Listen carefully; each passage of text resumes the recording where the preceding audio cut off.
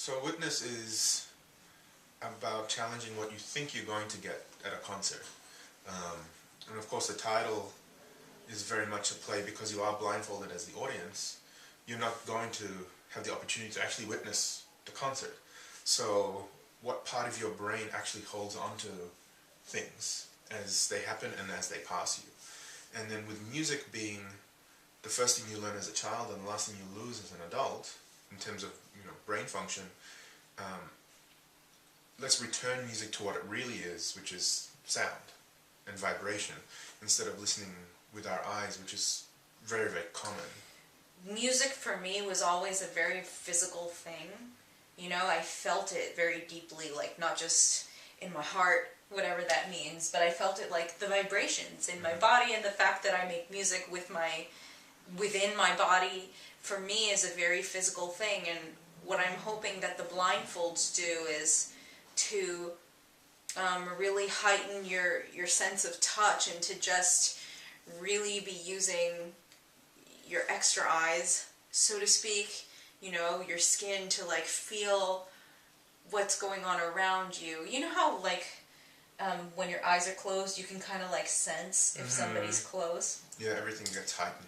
Everything becomes a little bit heightened, and that's what I hope the audience feels from the blindfold. What the blindfolds ultimately mean for me, and the question I'm asking for us as a duo when we present a concert, is how can we get the audience to a certain space before we even perform, before we even start executing our program? How can we get them in a mental place from which we can perform? So half the job is already being done by the way they walk into the space, what they see, what they feel, what they smell in certain cases, and the blindfolds really play into that. I wanted them to feel very self-reflective.